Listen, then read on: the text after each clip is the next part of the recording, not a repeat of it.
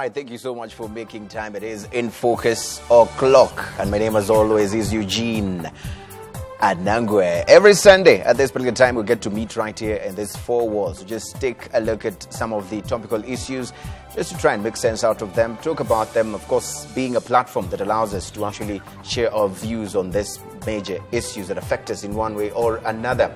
It is an interactive show. Thank you so much for the massive tweets that we always get every time we are live on air. The hashtag, as always, is InFocusRW. All you need to do is simply just add that particular hashtag, and it will help us to be able to track your tweets and read them in the course of the program. Tonight on the program, we are definitely talking about a very important issue. It should be on your screen right now, and that is the agenda we have for youth. That is definitely the topic of discussion we're looking at right here, and the question is connecting youth for continental transformation. How should this be done? Of course, bearing in mind that Africa is actually here in Rwanda for Youth Connect, which will be taking place here from this week. Of course, let me just introduce our panelists right here in the program. One of them is the Honorable Minister for Youth, that is Rosemary Babalis. Thank you so much for joining us on the program. Thank you. Also with us is Dominique Alonga, founder, CEO, Imagine We. Thank you for joining us. Thank you very much. And also Stephen Rodriguez, Country Director, UNDP Rwanda, very enthusiastic about youth issues. Thank you for joining us. Thank you. Thank you. And with us also is Tapera Muzira, who's actually Jobs for Youth in Africa from the African Development Bank. Thank you for joining us in the program. Thank you very much. Right, let's take a look at some of the tweets that we've already started receiving concerning this particular show. Right, if you go on our Twitter, the hashtag InFocusRW, already we have someone called Rusagara Bosco on Twitter who's actually saying that youth center such as basket and volleyball courts need or is needed at least in every sector purposefully for sports development, healthy growth and career mentorship. This could be the new joints to some extent, and of course underage drinking will be cut. Of course, let's take a look at another tweet right there. Natalie, who's actually saying that in focus, how do we boost education system to ensure youth are able to fully and effectively access opportunities? This is a very interesting question, which I'm sure will take some time to look into. Another one here is from Pacific, who's actually saying that he's waiting for this awesome discussion. And of course, let's have a look at what questions you'll be sending us in the course of the program. So keep those tweets coming. Hashtag is InFocusRW. Let's jump into it. Honorable Minister, what we understand so far is that Rwanda is actually going to be hosting yet again the Youth Connect Africa. And probably we can start from there. What sort of takeaways should we be expecting as we go into this? Because we understand the last one, we had 3 resolutions that were actually made, one of them being the scaling up of Youth Connect initiative.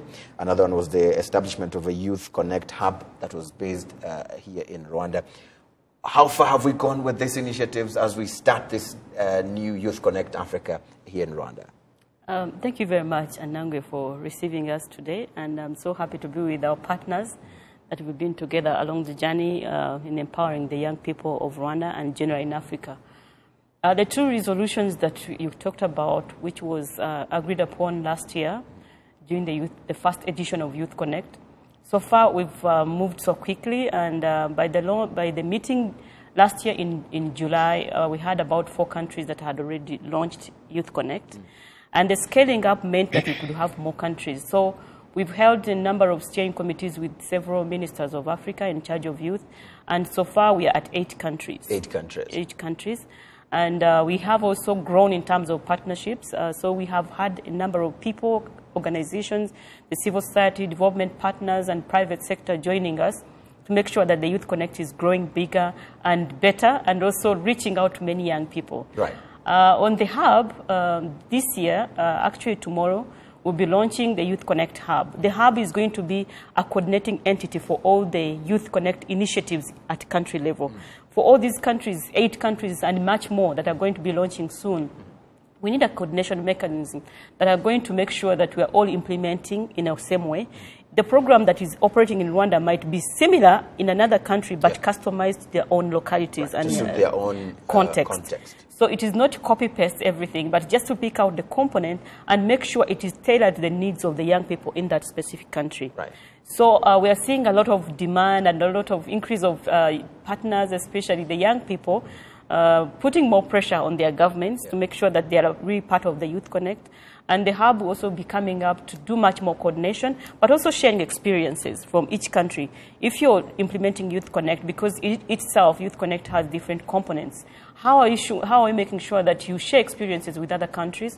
Because most of the problems we face in Africa are almost similar, or slightly different, but the similarities cause for us to work together as one continent. Right. It's amazing that you speak about the other countries that have actually taken up this initiative, 8 in number. And that brings me to Dominique. Dominique, what do the youth want? What do the youth need?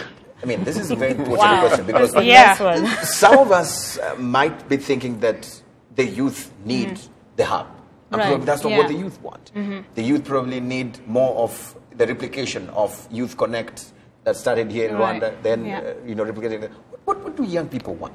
Well, it's a huge responsibility to talk about the need of the youth in entirety, because I believe that we are all individuals, and you already know the private sector or whatever sector we're talking about, there's different needs depending on the sector. But briefly, what I would say is the youth of Africa especially needs to be connected. I think we are more desperate for markets to open up. We need to make barriers more accessible. One of the things that is happening through Youth Connect is that the networks are starting to be created, but we need to find ways to sustain that. How is it that if my product, let's say we have lots of young people creating amazing things, Uzuri, I always talk about people, Osamiti Lab, you have so many, Inzuki. How easy is it for them to access external markets, West Africa, Northern Africa even, and South Africa? How is that connectivity? So they want to be connected. We want to be connected. We want the market to be opened up.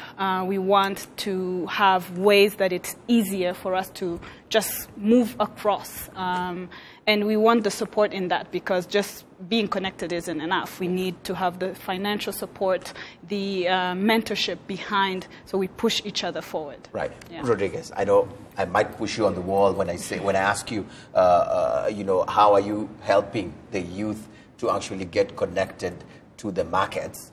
I know you're not someone who's in the jurisdiction of coming up with policies of trade and all that. But from where you sit as UNDP here in Rwanda, what sort of support are you able to give these young people that Dominique is speaking about? If they're watching us tonight, what sort of hope can they peg on you as UNDP? Okay. Well, first, let me say thanks for the invitation to be on the program. And it really is a real honor to be joining the Honorable Minister and, of course, our partners in the African Development Bank and a young entrepreneur as well. Eugene, the issue of youth development in the continent is really quite an important one. And I'll come to the specific things that we're doing in a second. You know, on the 25th of September, the Secretary General announced the UN's youth strategy. And it's simply recognizing that we have 1.8 billion young people on the planet. Yeah. And these are people between 10 to 24 years of age. In Africa, we're talking about 65% of the population being under 34. So we have the option to either see this as a problem or as an opportunity to harness the resources of the youth and generate the kind of social and economic development for the continent. We can either wait until things go bad or invest now in young people.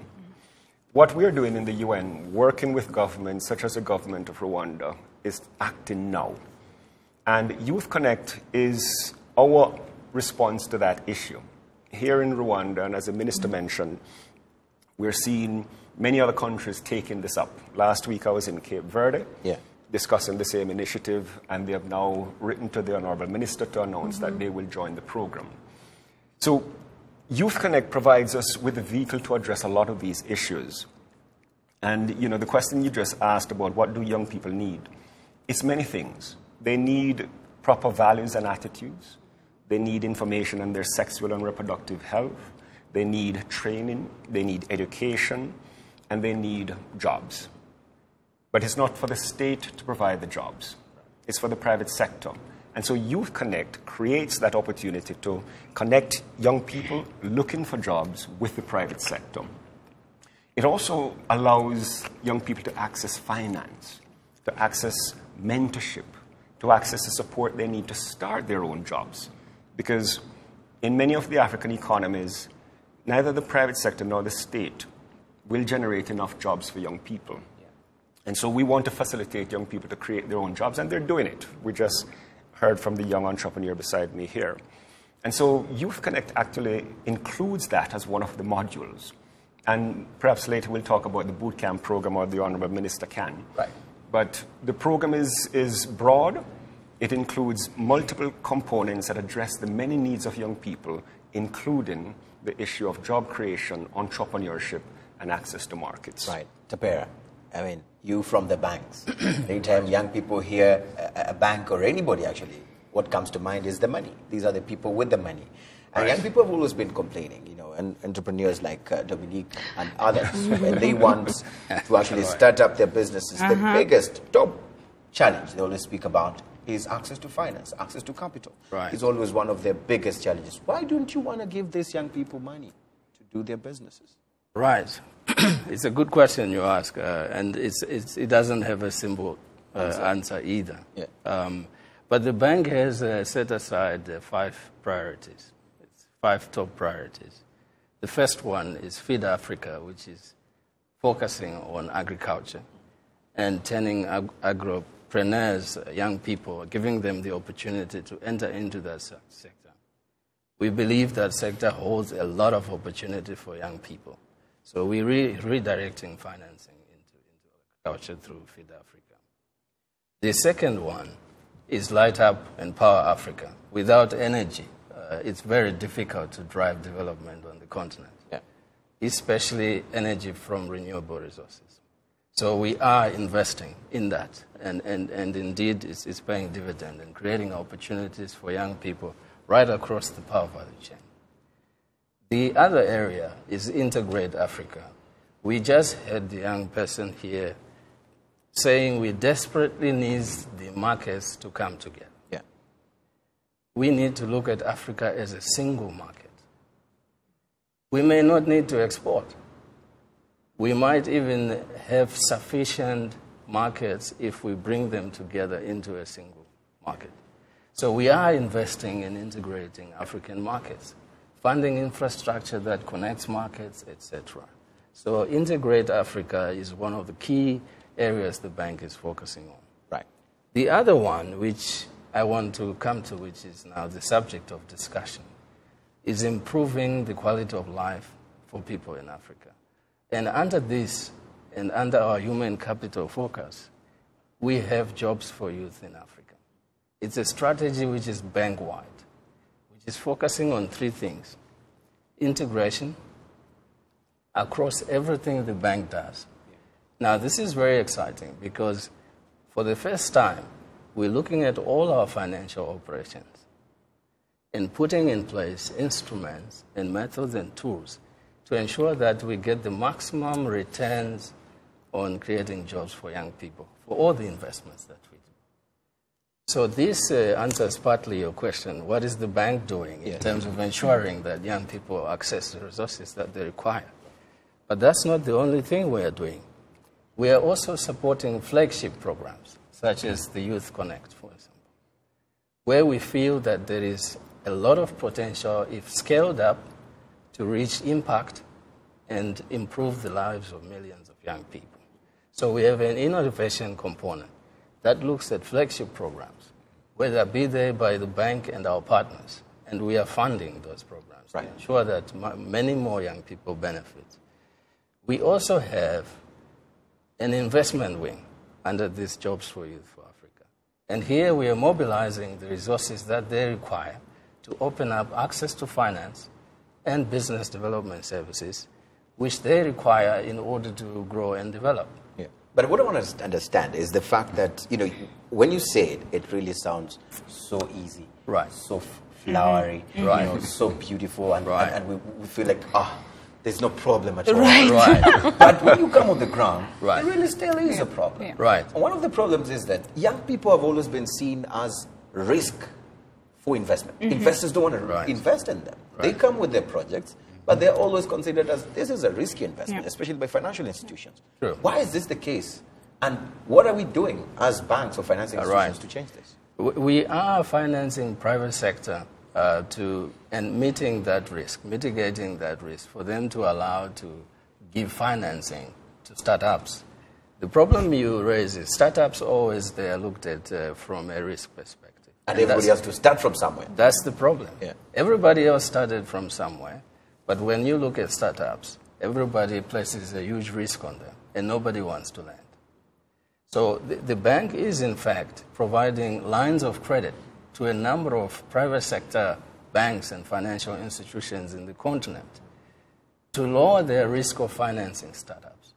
We have a huge portfolio under our private sector development, which is focusing on providing lines of credit to a number of financial institutions. But we are only one player.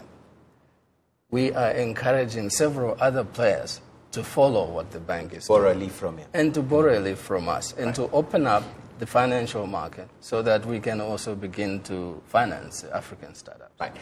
The reason why I asked, or when I started, why I started with, what do we want? I wanted first, it was a deliberate question, a deliberate move.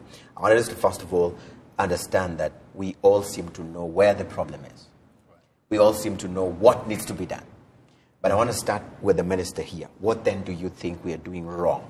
What are you doing wrong as the Ministry of Youth in fixing these issues that we've all said the youth need, that need to be done to actually support these young people? What do you think you're not doing right?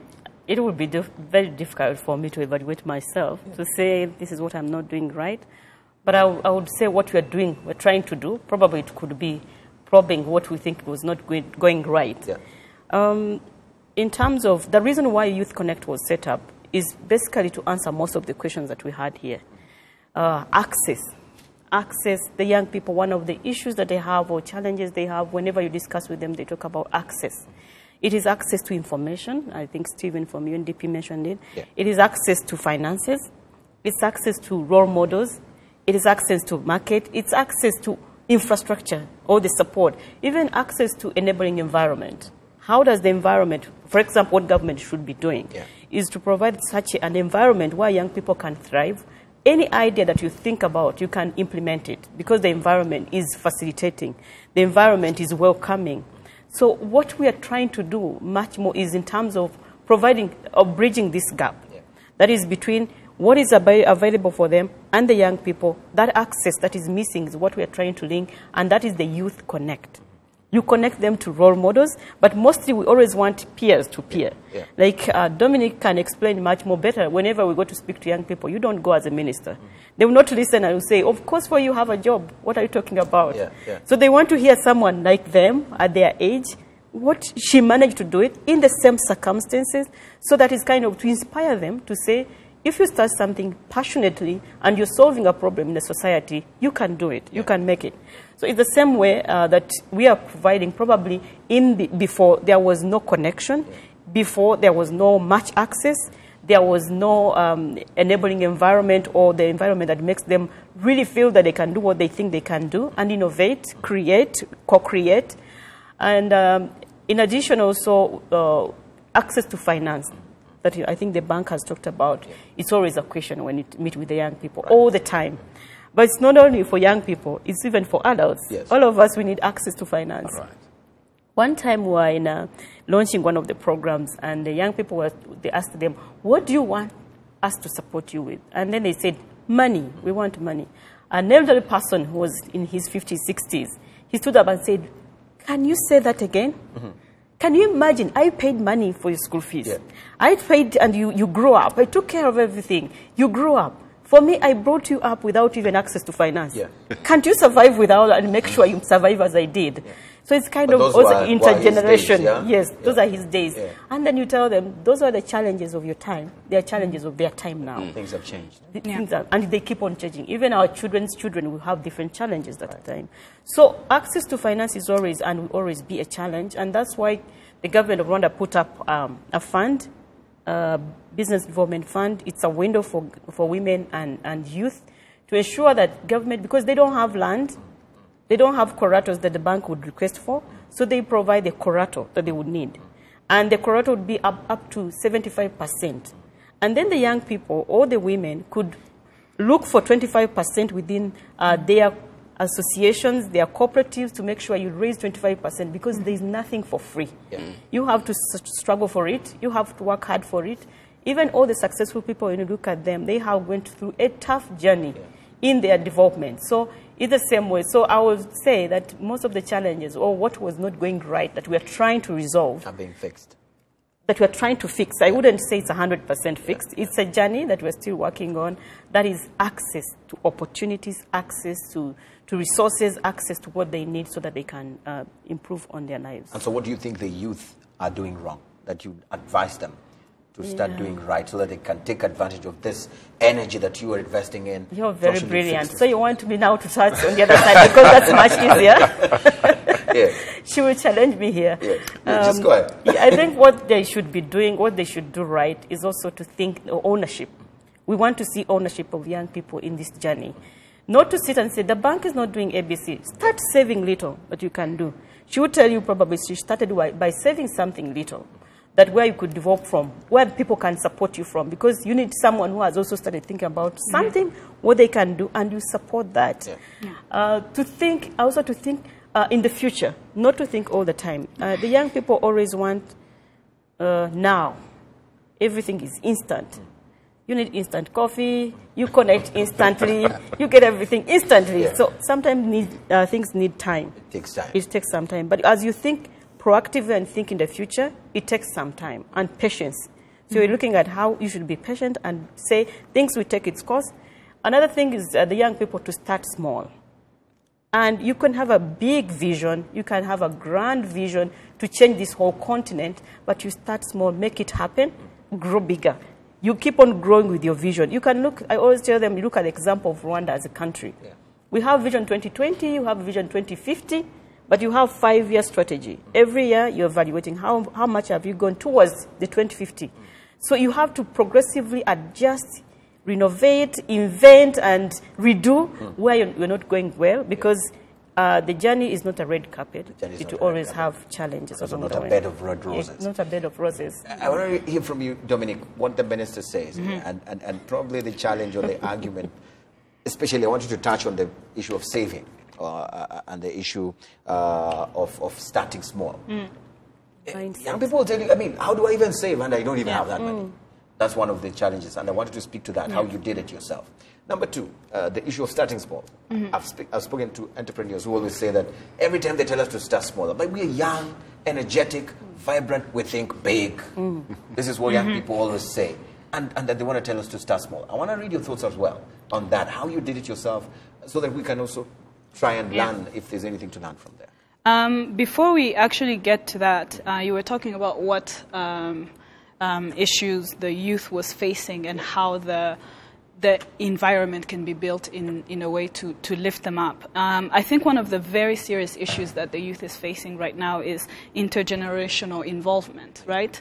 So we have this, like he said, 61% of the continent right now is under the age of 34. But then there's this very huge gap of trust, of communication, of even understanding of language that causes a lot of, the gap is causing poverty or, a delay in growth. And there's that trust is slowing a lot down. When you knock on the doors of these bankers, you find an old man who's there who doesn't understand. Well, not really in that sense. The sense is we have young people here who are studying, who have skills, not just skills, but talent and expertise. Yeah, and the trust that I'm talking about is very specific in that when an organization, let's say the public sector or the civil society is trying to do a research, it's very easy for them to trust foreigners to come in and use the skill of that foreigner by completely bypassing the youth. Let's say I'm a complete, confident IT person, but I'm sorry to shoot shots right now, but No, shoot.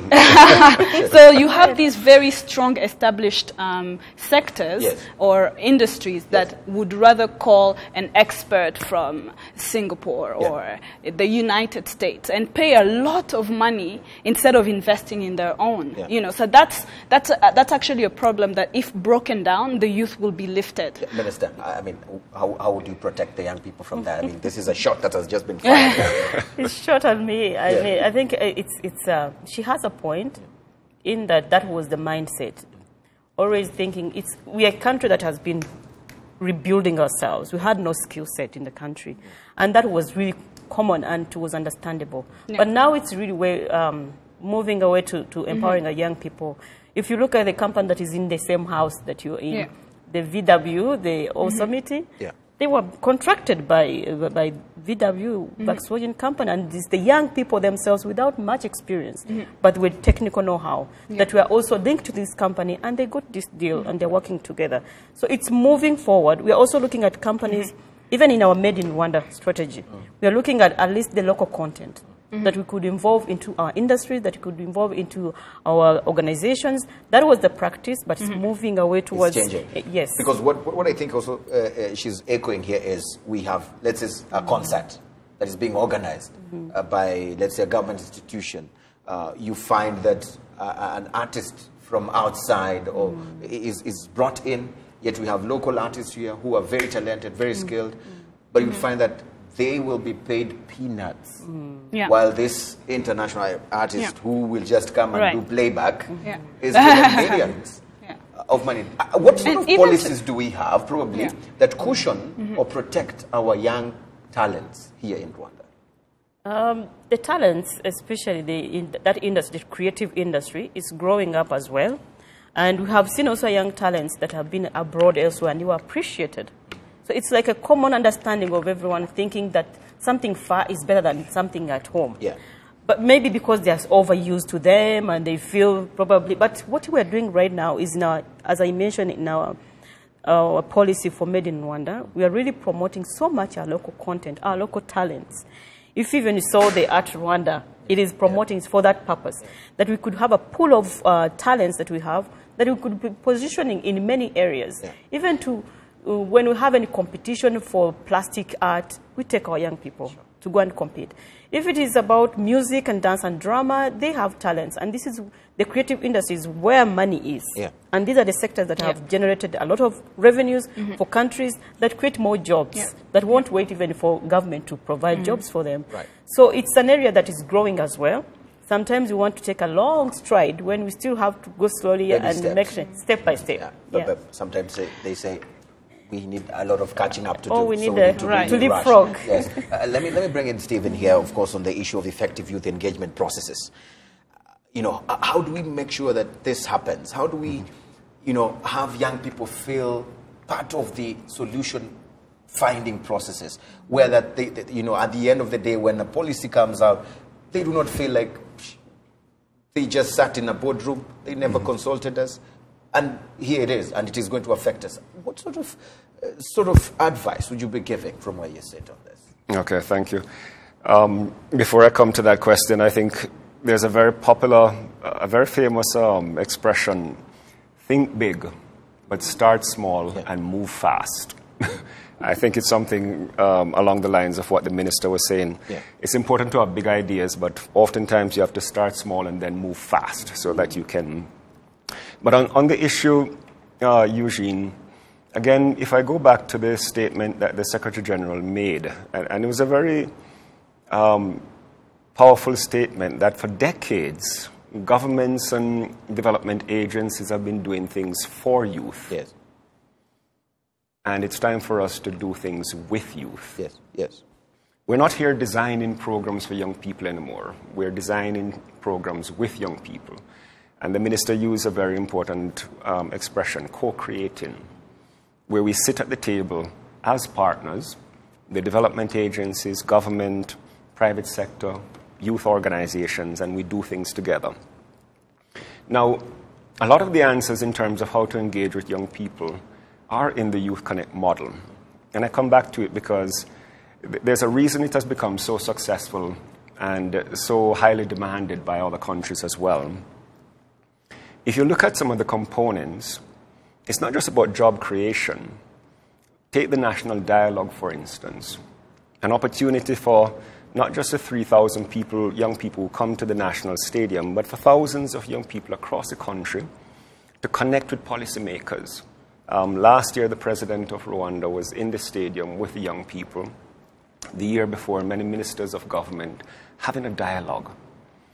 If Parliament is looking at developing new laws, new regulations, making it a requirement to have consultations, not just with the general public, but also with the youth audience, these are the kinds of initiatives we're talking about. And we're using technologies, Google Hangout, television programs, the various digital and modern mechanisms that we have, social media, Twitter.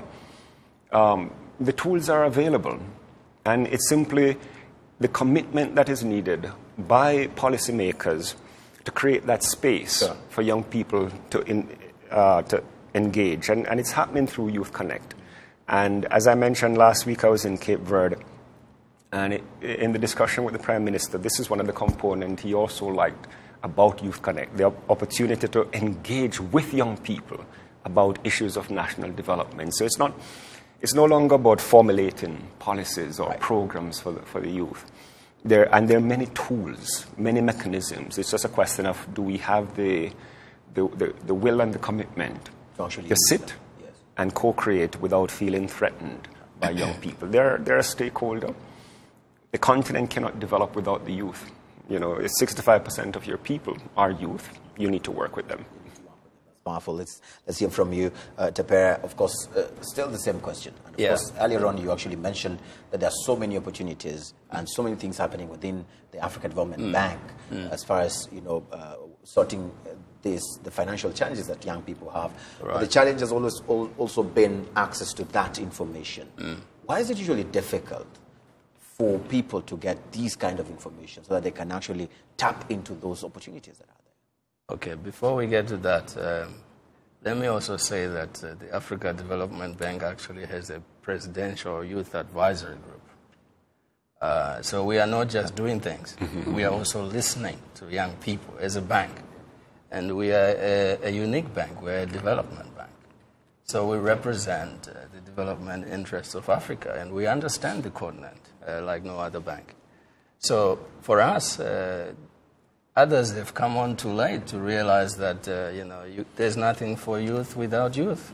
We already have an advisory group that advise right from the president and all of us who are responsible for implementing the Jobs for Youth in Africa strategy.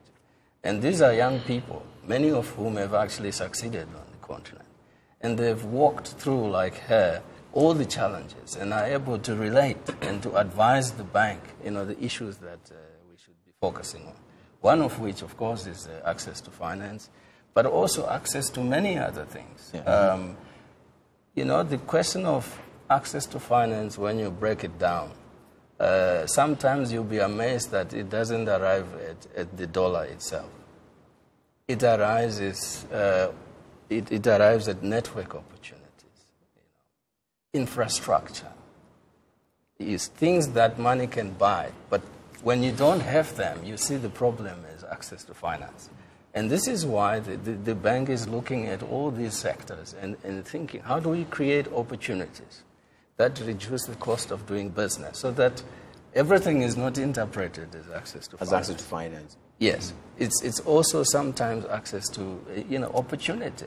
How do I get a credit facility? How do I get a supply of raw materials without paying tomorrow? How do I get that 90-day period to turn around with my business and pay without any money involved? So it's these kind of things, creating markets, making markets work for young people. Right. And that is why we're coming there. So I think the issue that you are asking, how do you get information?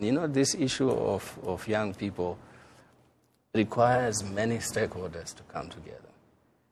We are, for instance, working with Microsoft, with Rockefeller Foundation, with Facebook, to promote coding for employment, where we're promoting digital skills. digital schools are critical in closing that information gap as well. Other than they themselves, critical for the future of work and also for the future of enterprise. So we're playing our role in the best way we could, right, brokering different partnerships to try and address this issue. I want us to jump onto one other issue before we go to read the tweets, because they've been coming in thick and fast. We spoke a bit about it. It was alluded to right here before we even went deeper, and that was the issue of our growing populations. And I was in a conference just the other day, and it was highlighted as one of Africa's biggest challenges, or actually going to be one of Africa's biggest challenges, and that is the population explosion. What is being said today is that between now and 2035, we will actually need to create 18 million jobs every year, because we will need to do that so that we're able to keep pace at the growing population. I want to start with you, the Minister of Rwanda. Here in Rwanda, every weekend, we are actually celebrating weddings. We are getting married. And the beauty of it is that, or it could be also a challenge, is that the society is putting these new words under pressure. Every time they're asking you, when is the baby on the way? Is the baby on the way? So every day we are actually getting married, every weekend, and the population is growing. And we'll need to actually create 18 million jobs every year. So how is Rwanda actually already positioning itself to actually do this? Will we manage this? Do you think we'll make it? And where will these jobs come from, in your opinion? If we start from the weddings, it's actually, it's freedom, it's their right to marry or to get married, but we always encourage them to give birth to children they can manage, not just producing for the sake of producing. And or the pressure they're being given. That pressure is from African culture. If you get married, you have all of them from Africa. They can experience that, and it's always a kind of a tradition that we have to run away from, because it is you're supposed to give birth to children that you are able to take care of. The 18 million that you're talking about, I was in New York when the Secretary General was launching this, and our President is a co-chair for the implementation program that is going to be spearheaded by UNICEF and other partners that are on board, including UNDP. And the whole focus was about investing in the youth, especially in Africa, where we will see the doubling of the numbers by 2035, like you said. And where the jobs will come from, they will come from the private sector. And they will come from the youth themselves. That will be the private sector. That will be the engine of growth of the economies. And what the government is supposed to do is to enabling environment that we talked about that is going to make it easy to do business in Rwanda, whether for the local or for the FDI or foreign direct investment that will be coming into the country. Yeah. How do you make it easy for them to invest in Rwanda? How do you make it easy to register their companies? How do you make it easy to access land? So it's not about access to finance, but also access to other accessories, all other services that are required to make sure the private sector is thriving well and has all the support in the country. Yeah. The jobs, the whole discussion with the young people is about what is your role in creating a job. You should not sit down and say, someone else is going to do it for me. Yeah. You start thinking about it on the table when you're still in school, thinking about what am I going to do in 5 years? Where will I be in 10 years? But you start even from 10 years, you break it down coming back to where you are right now. What are you going to do in the 6 months' time? You start saving. You might say, like you said, saving, and they will say, we don't even have money. We have young similar age mates of Dominic that started small companies, but started with solving problems in their own communities. I'll give an example. I think Stephen knows her. I think even you might know her. Is one of the examples of many. The young lady in Kayonza that started solving the problem of water in their own community, Yvette. She was a high school. She was at high school, but started saving little money that they gave them for transport. Actually saving, I don't want to be a banker, you save before you spend. That is the whole idea, that's the principle. You save before you spend. Priority is saving fast. Saving fast. You can save 100 francs out of the 500 that you had, that was for transport, or it was for your pocket money at school. You save that little money for something else that you want to. If it becomes a culture, even with parents, because sometimes we talk about young people, but they are a reflection of the society. If the young people are not saving, it's because even parents are not saving. So we don't want even to look at young people as an island. it is an ecosystem that is building them, that is creating them, that is nurturing them to be who they are. Yeah. So what is the society doing? What is the families doing? Is the family also saving? The young children will learn from saving from home, in the pig bank, in what have you. So if we do that and our mindset start thinking about, I have to create jobs, even when the young children are playing at home, they start creating companies. Yeah. In old days when the young people were playing, they were playing games when they are creating cows, or they are also building houses. This time they're playing when they're creating companies, they're CEOs, CFOs, and, you know, it is the mindset that has to be nurtured by young people, and they know there is no job created elsewhere because government does not expand, but all the money or the private sector is the one that generates jobs. The government does its role, but also the young people, from initially they start looking, what is my role and what can I solve in the society? Right. Stephen, you want to jump in on this? Yes, if I may. You know, this is a very important issue, Eugene, for not just for this conversation, but for the continent. In December, we'll have our annual Emergence of Africa conference here in Kigali, bringing together, you know, a lot of the researchers, policymakers, and thinkers looking at this issue. A couple of weeks ago, there was a study that concluded that Africa is unlikely to go through the same growth path as Asia, which was job-intensive, low-cost manufacturing, etc., because things have changed. Technology, automation, AI, a lot of things have changed. So you're unlikely to see the same kind of growth absorbing a lot of the workforce, which means there's an urgent need for structural transformation of many of these economies. We can't rely on primary commodities, on agricultural commodities, and meaning basic agriculture.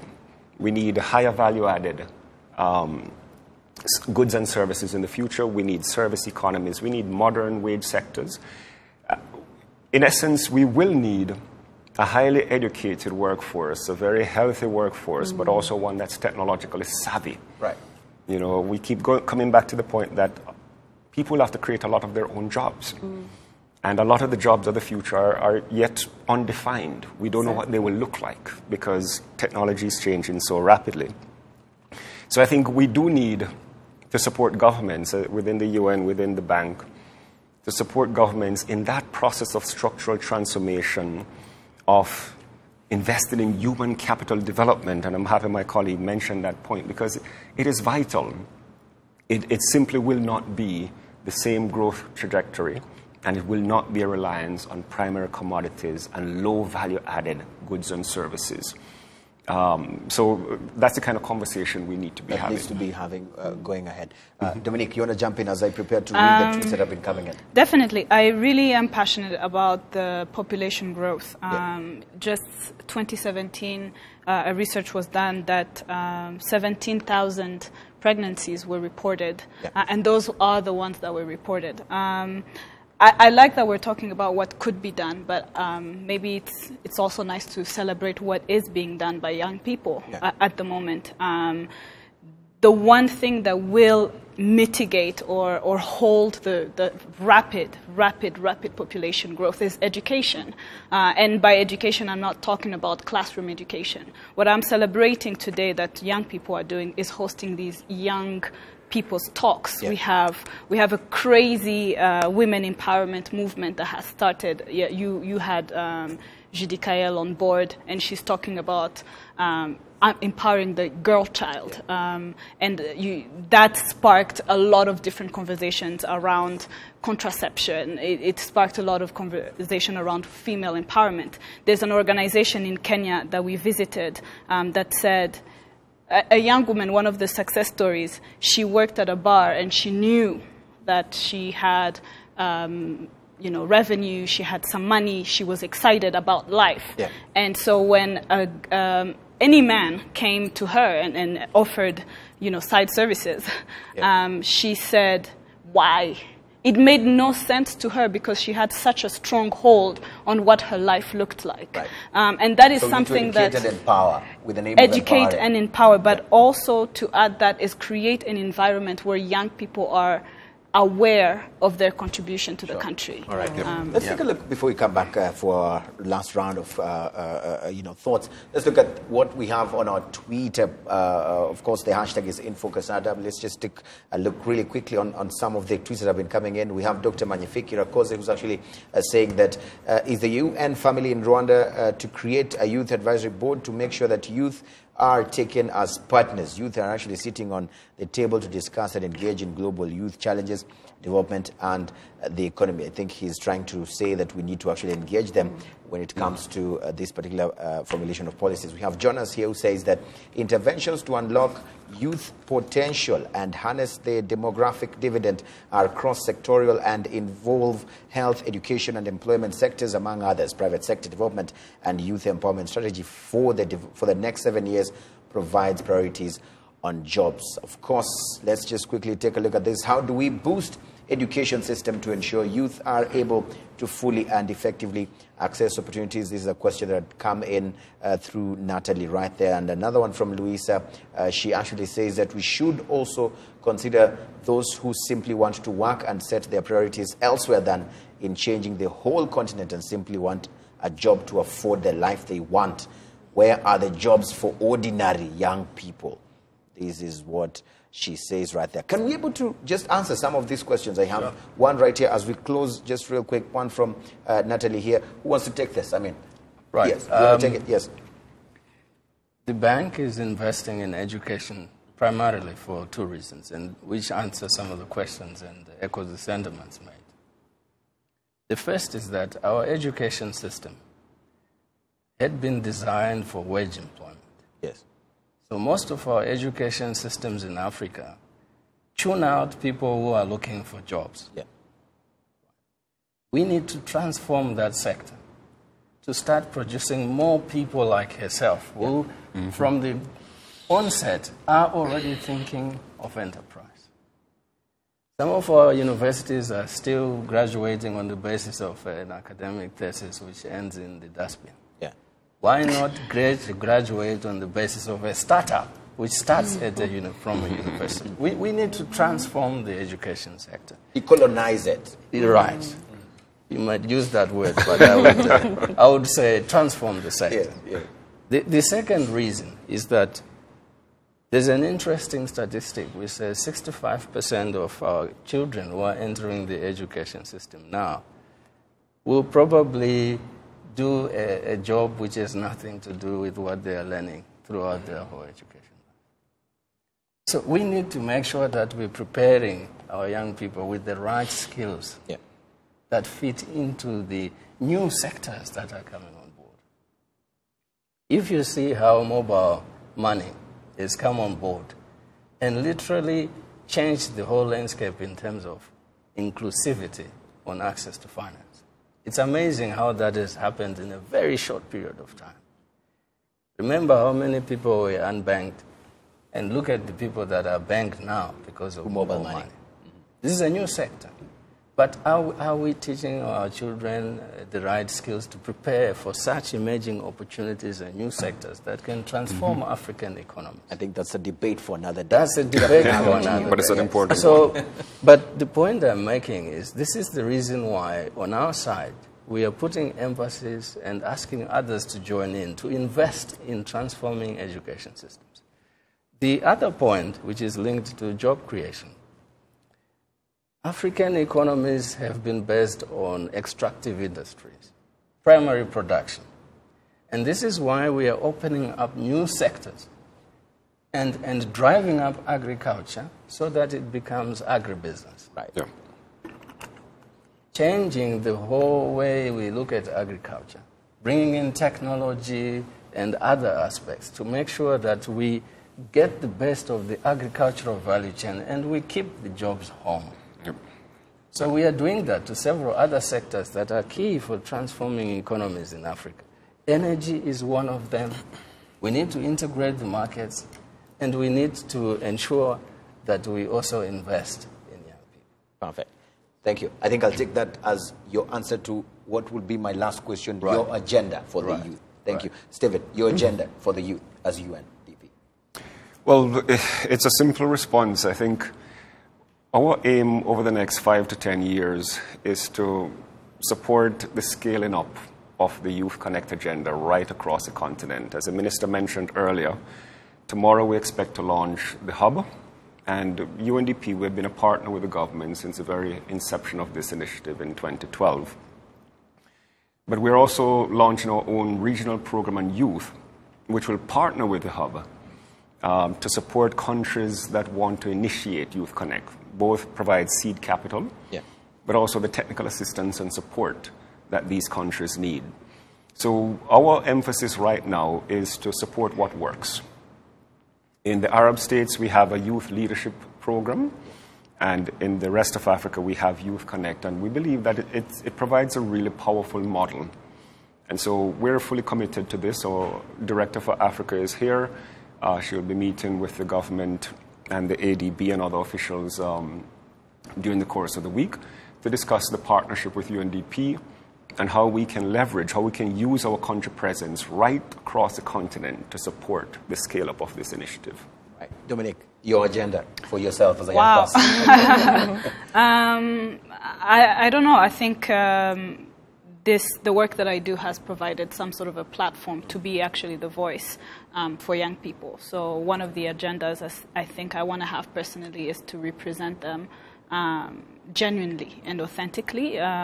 Right now, I think most of the conversations is happening around the middle class or level 2 and 3 young people, and we need to consider level 1, you know, and it takes young people like me who have the platform to go in the grassroots and relate and learn and be there, you know. So I do definitely think that the more authentic the voice becomes as I speak. I mean, I am one of the lucky ones that get to speak to the minister, to the country director for UNDP, and I mean, people of high caliber. But what am I bringing forward? And I'm definitely learning around that and taking in consideration the challenges, the voices that are speaking, because I know as much as she desires to listen to I think that 6 million Rwandans, she will not be able to. But then the 31,000 that we reach, what are they saying? And how can I create a medium or platform where it reaches her easily? So you're going to be that platform? Hopefully. So, yeah. Minister, you have the last word. What is your agenda for young people who are listening and watching you tonight? The agenda of the ministry is to empower the young people to act as a catalyst, so that we are a platform as well to enable them access all this or be connected to what is missing to them.